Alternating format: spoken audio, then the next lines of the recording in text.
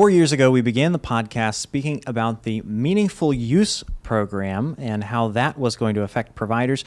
And just 2 years ago, our most watched episode was in 2016 when the MACRA final rule came out so that we could help providers prepare for that. And today we're going to be revisiting that topic with MACRA, the Quality Payment Program Year 2 on this edition of the eClinicalWorks podcast. I'm Adam Siladi, and thanks for joining us.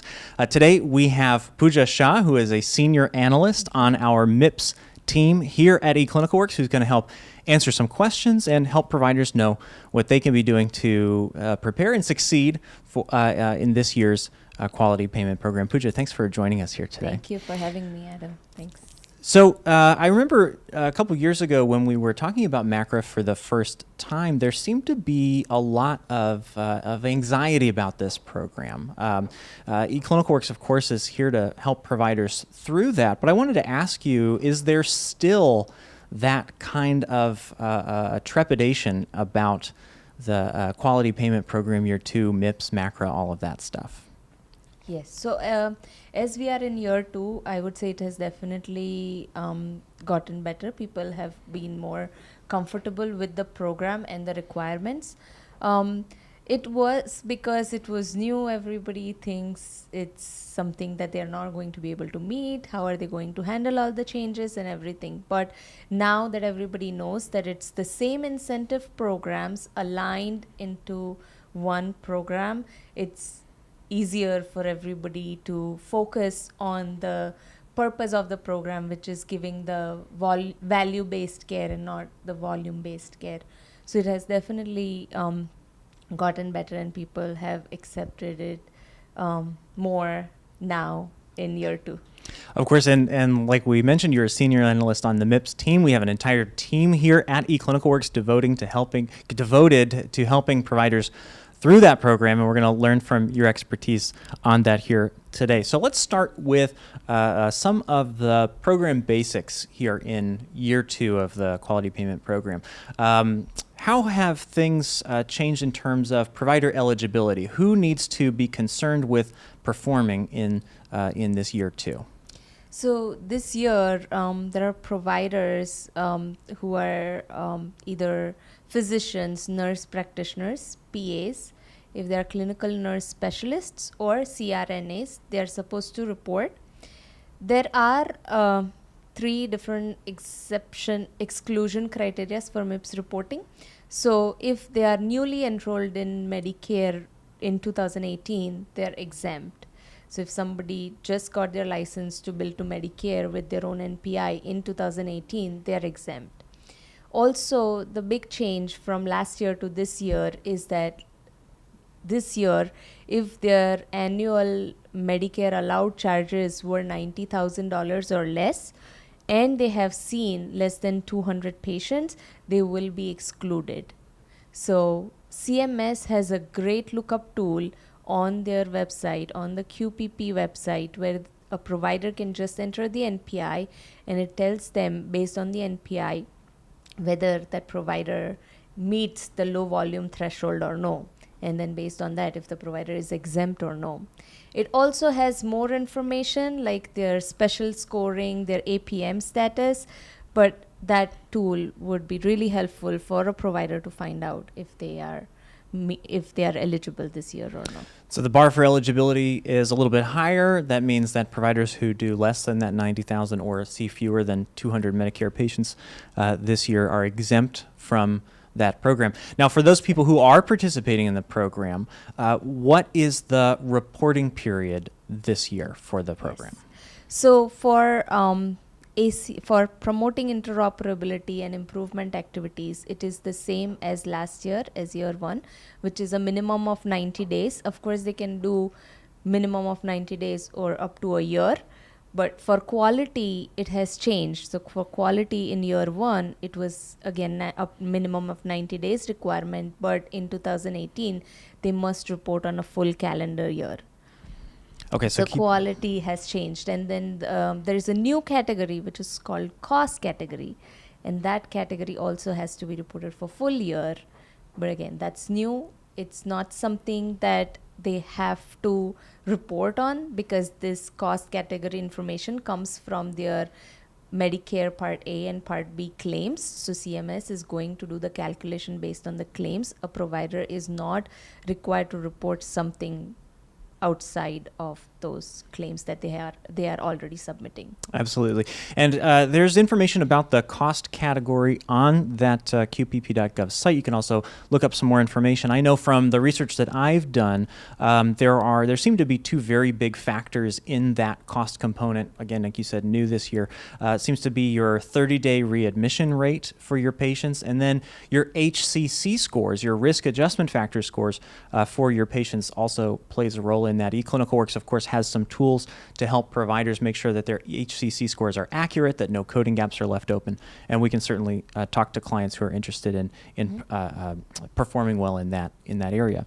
Now, you mentioned another thing very quickly, kind of glossed over it, so people might not have caught up, but that was the promoting interoperability portion of MIPS this year, and that, of course, is a change from previous years, isn't it? So it's only the name that has changed. Earlier in 2018, in 17, it was known as Advancing Care Information, but in 2018, it's called Promoting Interoperability. So the requirements in terms of how to meet that category remains the same, but it's the name that has changed. A little bit of a branding change, I guess, to meet some of those initiatives that are out there. Now, reporting period. So let's say that providers report during those reporting periods, or maybe they choose to skip it, or they don't do so well. What would happen? What are the consequences of either failing to report or not performing highly in this program? And that's one of the questions that most of the providers ask, right? That what if I'm unable to meet that full calendar year reporting for quality?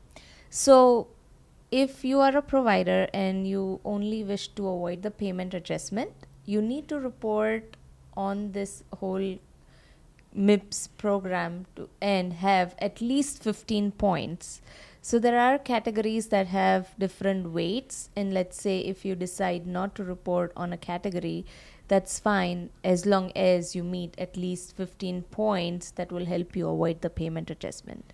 So minimum of 15 points for those activities. What types of things would a practice have to do to earn that minimum 15 points? Yes, so a practice, there are a few ways you can earn those minimum 15 points. So one is reporting your improvement activities, which is the 15% total category weight. So if you're reporting your improvement activities completely and successfully, then you get 15 points. Then you may not have to do any of the promoting interoperability or quality if you're just trying to avoid the payment adjustment.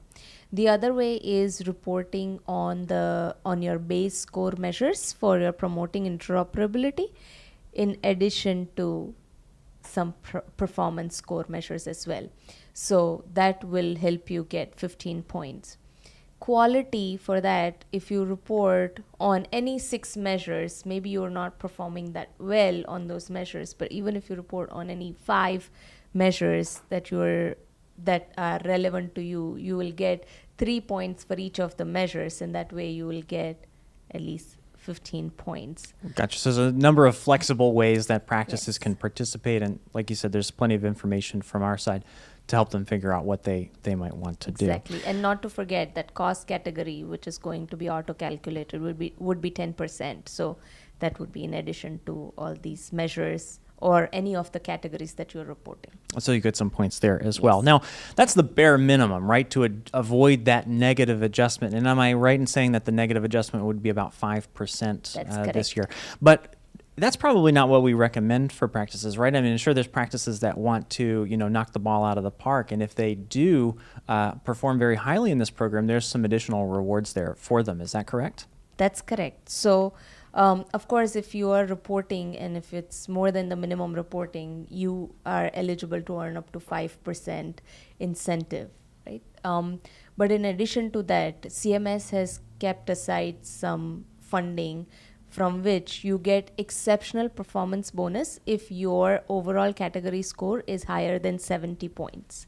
So that's what now we've been seeing, that most of the providers, when we call them, that's what they ask for, because now they're comfortable with the bare minimum and now they want to move towards the exceptional performance bonus.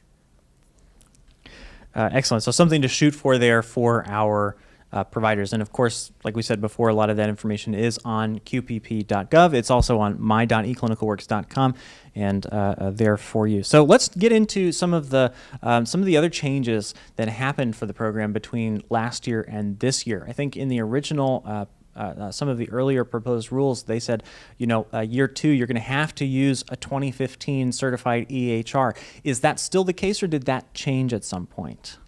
So for year 2, using a 2015 certified EHR technology is voluntary. It's not mandatory.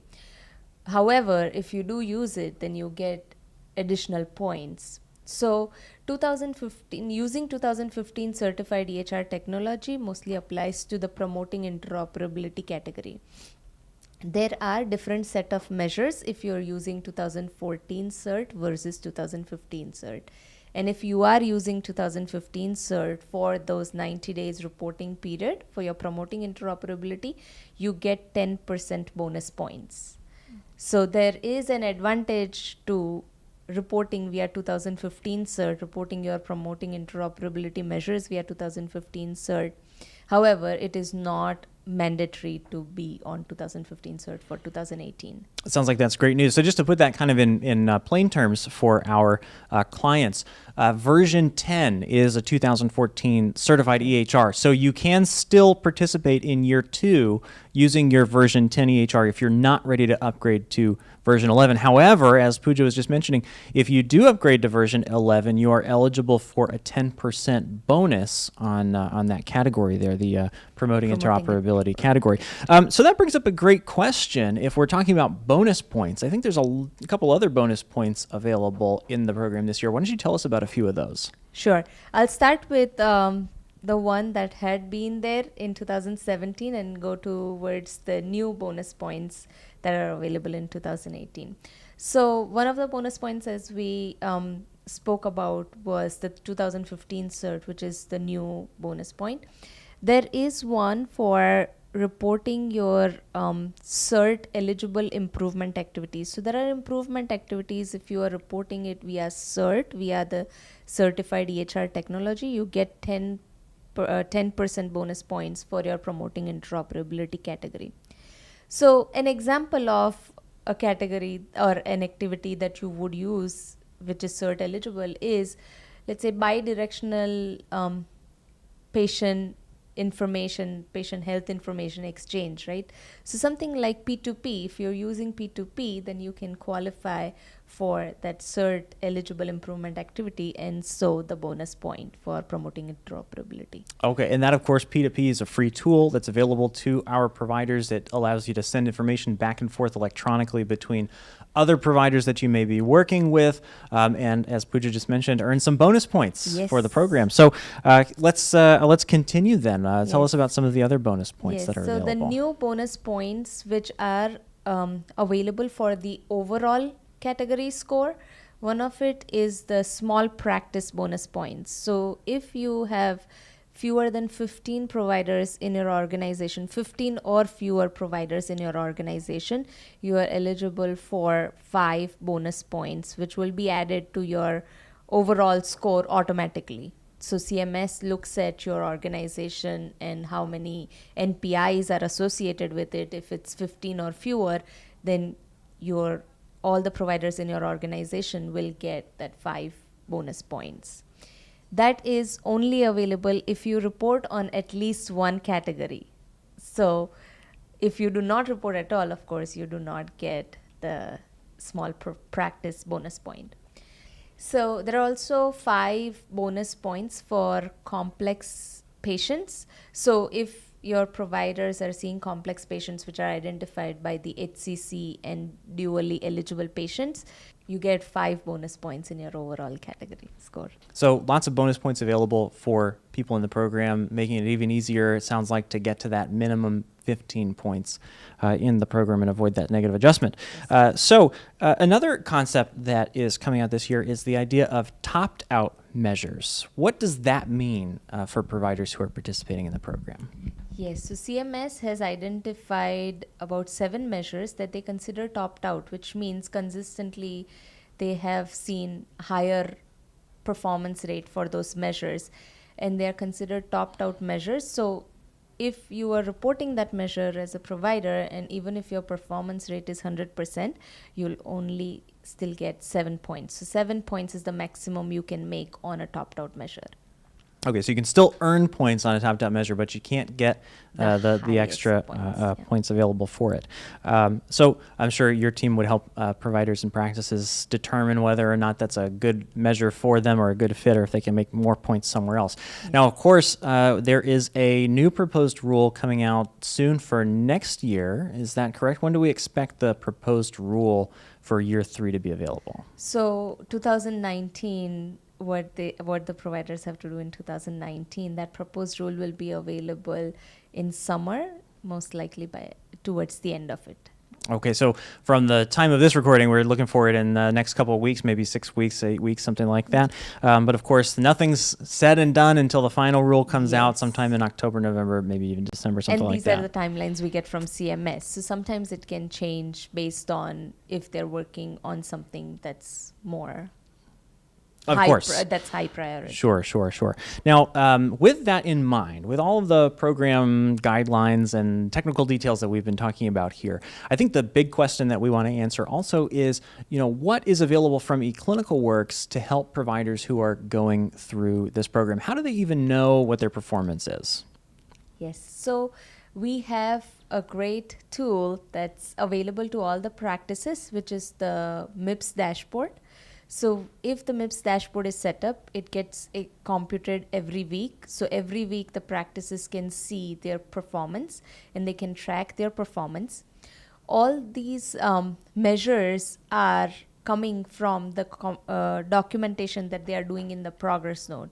So something like tobacco use screening and follow-up, right? They're already asking the patient if the patient smokes or no, and capturing that in the smart form. And that's all that's required to meet that measures. The practices or the providers are meeting some of these measures without even knowing they were, or without even intending to report on those measures. So the dashboard tells them how well they have done in those measures, and if they need help with how to meet some of the measures if they're not already meeting it, we have some user guides on support portal, and we also have a wonderful team here who is well equipped to help the providers with all the aspects of the program. That MIPS dashboard, is there a cost for the MIPS dashboard at all? No, MIPS dashboard is available to everyone. Okay, free tool available to everybody without cost to help them participate in the program.